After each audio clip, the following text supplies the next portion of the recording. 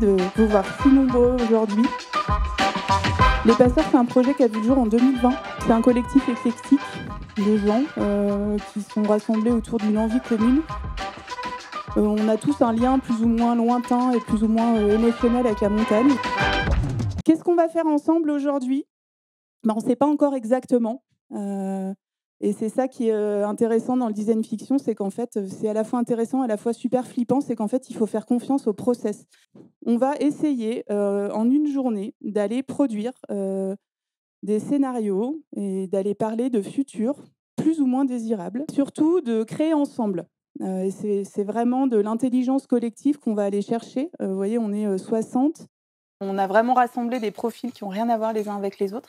C'est assez rare de réussir à faire ça, puisque souvent dans la montagne, on se réunit en silo ou au sein d'un même métier ou d'un même corps de métier. Et donc là, l'idée, c'était vraiment d'ouvrir complètement le spectre des participants pour que ça génère des choses un peu inédites. Et on a des experts pour les accompagner, en plus du travail d'animation qu'on fait nous, et que les participants peuvent solliciter comme joker, qui vont les aider à formaliser leur scénario et qui amènent une expertise spécifique. En fait, l'écoute sera centrale. À quel moment j'ai à dire ce que je dois dire, parce que ça va servir ce qu'on est en train de mettre à l'œuvre ensemble, et à quel moment en fait, j'aurai davantage de valeur à écouter ce qui se passe. Alors la méthode, 4 étapes fastoche. Le process, veille et analyse. Alors on vous a envoyé des pâtés de liens et de références la semaine dernière.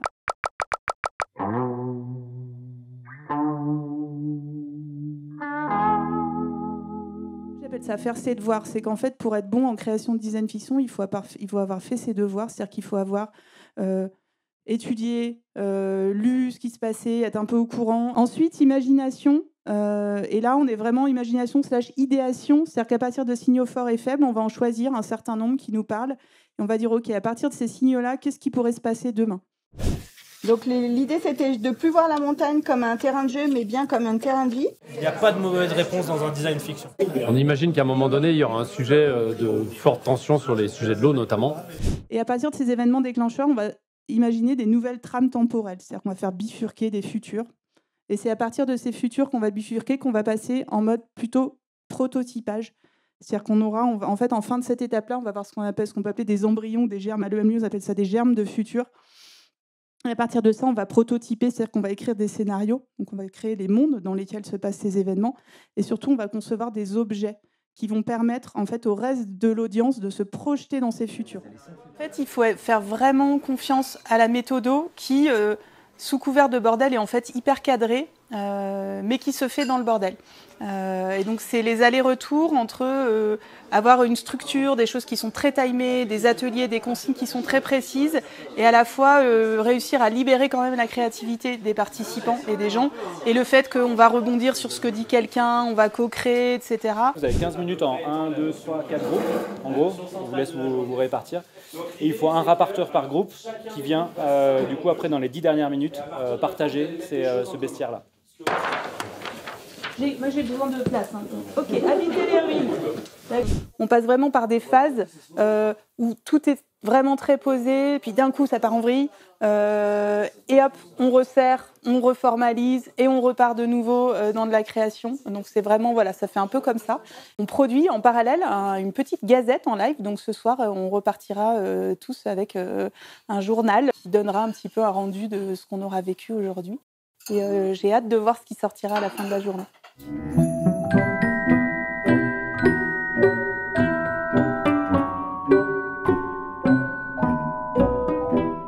Restons connectés avec la nature et la source. Et de deux, on essaye aussi on est très généraliste, on parle de la France, de ce qui se passe ailleurs, mais on voudrait quand même avoir des idées sur la montagne. Donc revenir un petit peu à qu'est-ce que être en montagne, ça fait de différent dans toute notre société là. Les lois de la nature. On peut s'entendre à la fois comme comment est-ce qu'on donne plus de droits ou de place à la nature dans notre société, dans nos sociétés civiles, mais aussi qu'est-ce qui se passerait si la nature reprenait le dessus ou nous imposait ses lois. Et donc du coup là on travaille vraiment sur aussi quelle relation on noue avec le vivant, avec le non-humain, qu'il soit vivant ou pas d'ailleurs, et aussi comment les droits de la nature progressent.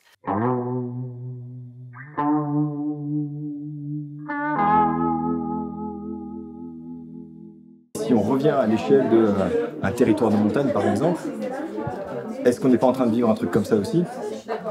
Entre ceux qui ont un pouvoir politique ou économique et dont l'intérêt se désaligne progressivement de celui des habitants d'un territoire, par exemple. L'acceptation de la fin, je pense que l'acceptation de la mort d'un truc, c'est presque la c'est la phase du deuil, l'acceptation de la mort du truc. Chaque groupe est en train de définir des éléments improbables, des crises qui pourraient demain amener une modification de notre perception de la nature et de son rapport à l'humain. Pour l'instant, moi, je suis sur une phase d'écoute, voir un peu les différents avis qui se dégagent et voir si on peut arriver à tisser une réflexion un peu collective, un peu systémique de tout ça. Là, on est en train de réfléchir à trouver des événements qui pourraient venir disrupter la continuité de l'histoire et après nous faire réfléchir à quelles seraient les conséquences de ces événements-là sur l'évolution des choses. Donc ça peut être un événement, par exemple, on a mis 2025, suppression de l'OFB ou de l'ADEME. Bon, c'est un petit peu en référence à ce qui se passe aujourd'hui, on s'est dit peut-être ça va arriver déjà cette année, ou plus lointain, 2040, moi j'ai mis l'installation d'un escalator jusqu'au sommet du Mont Blanc, qui en fait est en référence à un projet qui a vraiment été pensé à une époque. Donc voilà, c'est aussi un petit peu humoristique, mais c'est se dire voilà, à quoi ressemblerait la pratique en montagne en 2040 si véritablement on pouvait accéder au Mont Blanc juste à travers un escalator. Si ça vous va, on va arrêter la discussion en mini-groupe, même en chuchotant. Il y avait deux teams chez nous. Il y avait la reprise de souveraineté par le territoire, la team un peu police, et il y avait la team résistance, le rapport de force, et très tôt dans notre discussion sur la table ont été évoqués les mots de clandestinité et de sabotage. Pour l'instant, j'écoute dans quelle direction ils se dirigent et les différents thèmes qui font émerger un peu sur lesquels ils veulent travailler. Et par la suite, j'essaierai peut-être de ces thèmes de provoquer un peu, de les confronter, comment dire, à la réalité de qu'est-ce que ça veut dire, par exemple, imposer des règles ou ajouter des règles sur des territoires où chacun pense avoir les bons codes et les bonnes règles, justement. Attends, c'est parti. Ouais. Allez, 2035, Tony Parker achète le parc de la Vanoise. Ah ouais. Et en 2026... Là, on est en train de faire une fresque, on va dire, chronologique. Il vous reste 3 minutes. Des imaginaires utopiques ou dystopiques.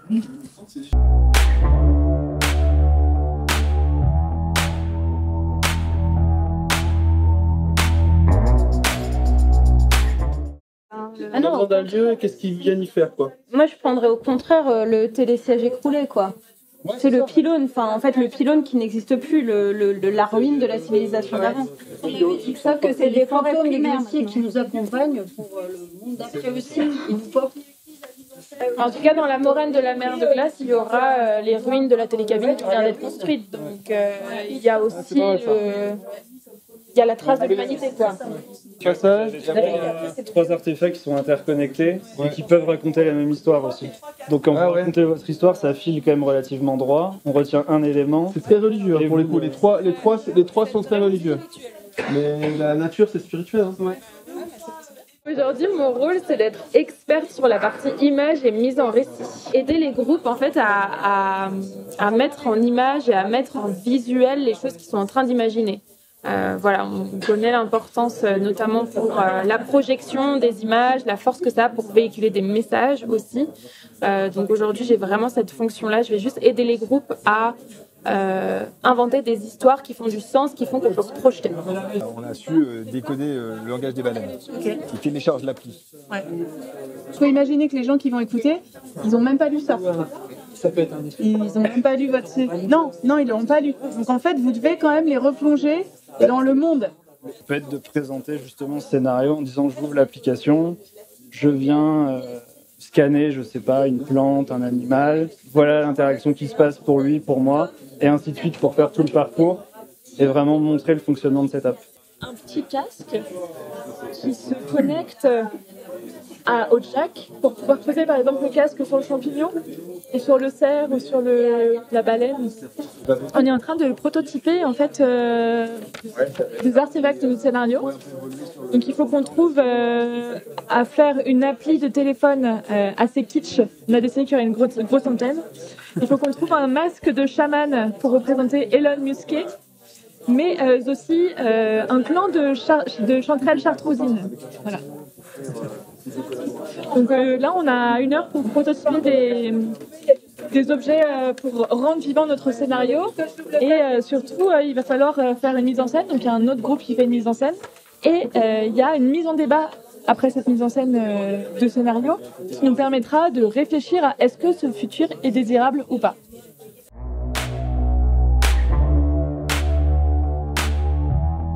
La méthode de débat qu'on va utiliser, c'est celle du bocal à poisson. On va faire 2 grands cercles. Hein, un premier cercle là, tac, et puis un deuxième comme ça. Et les chaises qui sont au milieu sont vides, volontairement. Parce que pour prendre la parole et s'exprimer sur ce qui viendra d'être présenté, il faudra aller s'asseoir et il faudra qu'il y ait toujours une chaise vide. OK? Donc, on a en permanence 3 personnes possiblement qui discutent et qui débattent du sujet. Et cette chaise est vide pour que dès que j'ai envie, tu as envie d'aller intervenir, tu t'installes et quelqu'un laisse la place. Pour la nature, je vais juste vous relire le sujet. De l'animisme au droit de la nature, partons explorer de nouvelles diplomaties avec le non-humain. Changeons de cadre de référence. Que se passerait-il si nos interactions avec le non-humain se transformaient? Si les éléments naturels, les espèces animales ou végétales faisaient société avec nous, intégraient nos contrats sociaux, et si nous faisions plutôt société avec elles selon leurs propres règles? Et on a 2 groupes qui ont travaillé dessus. Je ne sais pas lequel des 2 groupes a envie de démarrer. Vous allez tous y passer. La team là-bas, allez hop. La team jaune.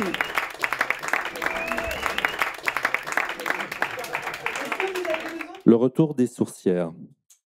Les JO 2030 laissent en héritage des infrastructures désaffectées à cause d'une hydrologie fortement déficitaire. Les dettes économiques qui en découlent imposent une sévère austérité au niveau national. Les 2 Savoies en profitent pour se déclarer pays naturel des Alpes où tous les animaux, humains et autres, et les lieux sont citoyens. La lutte des glaces, une milice locale ultra bio-violente, défend l'entrée des vallées séparées administrativement en bassins versants. Mais il laisse passer tous ceux qui s'engagent dans des activités de renaturation en dialogue avec le non-humain. Pénalisé par le grand shutdown énergétique qui intervient durant le cycle de l'eau, l'État français échoue à rétablir l'ordre par la force. Région largement protégée des vagues de chaleur et des vents arides dévastateurs dans une France tarie d'eau douce et envahie d'eau salée, les montagnes deviennent des zones de renaissance des interactions entre humains et la nature. La source, la nouvelle religion de l'eau, s'est propagée comme une vague. Plus l'eau devient rare, plus ses adeptes deviennent nombreux.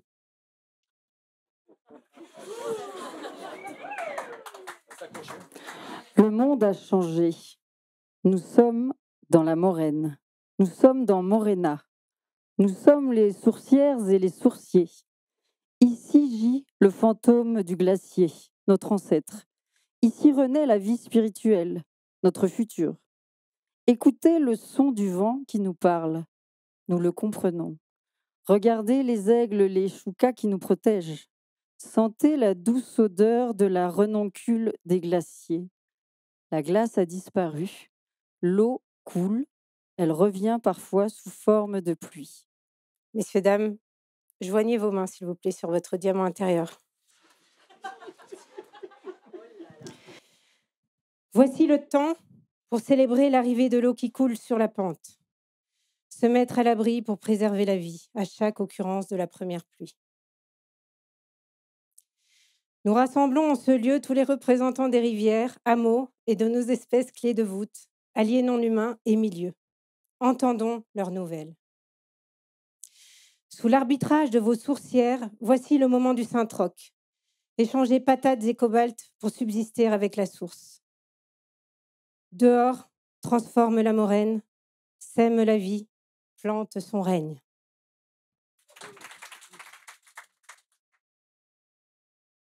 Alors, pour vivre dans ce nouvel Eldorado, il faut passer quelques rites, qu'on soit enfant ou qu'on soit nouvel habitant. Ce sont des rites initiatiques pour vivre en harmonie avec la nature et devenir donc un membre à part entière de la communauté et survivre. Ce rite, il est accompagné par les anciens pour créer ce lien intergénérationnel et favoriser la transmission des valeurs.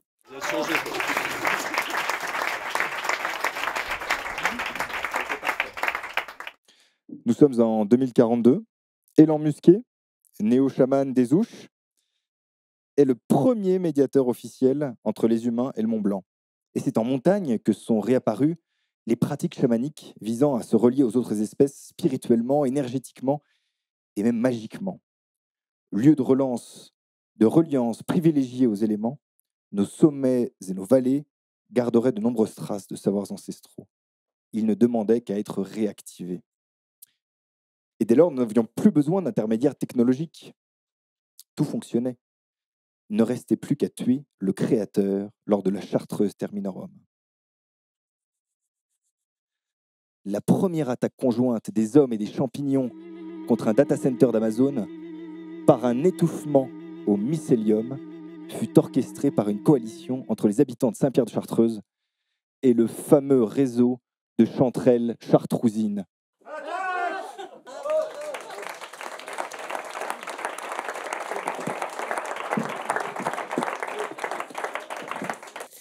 Pivotez les chaises, vous auto-organisez 2 cercles autour du cercle cœur, là.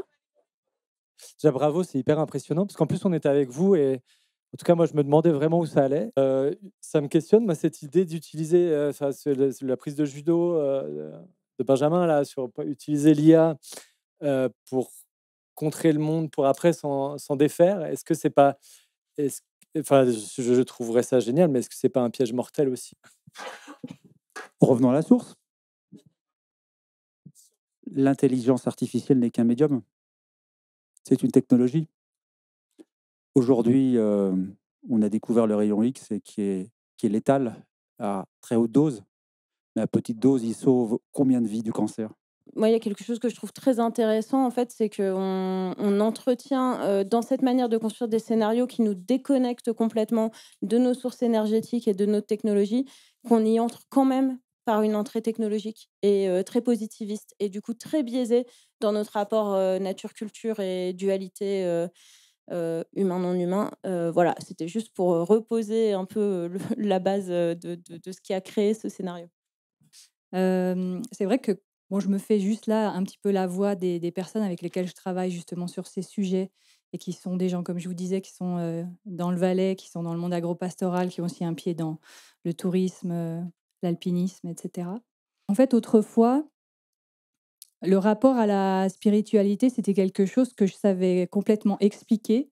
Aujourd'hui, je ne sais plus ce que ça veut dire, le mot spirituel, parce que s'il est déconnecté de la dimension matérielle, terrestre, etc., c'est un mot qui est vide de sens quelque part.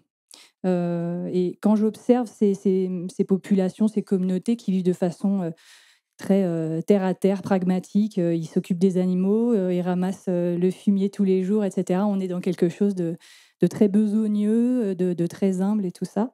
Ça préserve aussi, et il est là aussi le rituel qu'on recherche, les rites dont on a besoin pour mettre des points spatio-temporels à nos existences. On les retrouve dans les actes du quotidien, et c'est à nous en fait de remettre cette philosophie dans la vie ordinaire. J'ai l'impression qu'on attend l'IA pour faire parler le vivant. Et je trouve que c'est assez marquant de notre déconnexion. On est beaucoup, je pense, dans cette salle à ne pas travailler en lien avec le vivant au quotidien. Peut-être dans trop de bureaux ou trop d'intérieur. Mais là, par exemple, on est en train de perdre des gens qui ont 90 et quelques, des gens qui ont connu la transition dans mon domaine entre le cheval, la traction animale, et le tracteur. Là, par exemple, j'ai le grand-père de ma compagne qui est parti, et on est en train de retrouver ses écrits. Et c'est super émouvant de retrouver les écrits de ces gens-là qui ont connu un lien fort avec un animal qu'ils ont dû quitter, et de voir qu'en fait, ils n'avaient pas besoin d'IA pour communiquer avec ce qui était une extension d'eux-mêmes, et même un ami. Après, tu as dit des choses intelligentes, donc je peux dire des conneries. Il voulait poser la question aux chanterelles. Enfin, il disait que c'était les premières qui nous avaient parlé. Moi, j'aimerais bien savoir ce qu'elles nous disent. C'est peut-être à toi que je m'adresse. Si tu veux être la voix des chanterelles. Et est-ce qu'on a vraiment envie de les écouter, en fait? La chanterelle, peut-être qu'on n'a pas besoin d'attendre qu'elle nous parle via l'IA, en fait.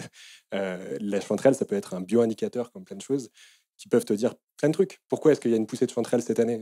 Tiens, si je m'intéressais un peu à ce qui s'est passé autour de moi dans l'environ, est-ce que c'est inquiétant? Est-ce que c'est pas inquiétant? Est-ce que c'est chouette? Tiens, il n'y en a pas cette année. Pourquoi? Et je trouve que en fait, ça devrait nous interroger de est-ce qu'on attend cette IA pour nous reconnecter ou pas? Enfin, Il y a vraiment cette phrase il faut se souvenir du futur, moi, que j'aime beaucoup, c'est de dire quand on travaille à explorer des futurs, en fait, on imprime des mémoires. Et quand on se projette dans le futur, en fait, c'est presque la même chose que si on avait des souvenirs. Et donc, du coup, c'est de se dire comment ces différentes projections qu'on va faire dans le futur aujourd'hui, en fait, on les aura en tête, en mémoire, quand il faudra prendre des décisions pour aujourd'hui. Et c'est vraiment ça l'idée, c'est aussi qu'on se rappelle de ce qu'on a entendu, de ce qu'on a projeté, même si c'est pas pour de vrai. Par contre, ça s'imprime comme un souvenir et ça peut nous aider à décider à d'autres moments. Et c'est en ça que c'est très précieux et très puissant.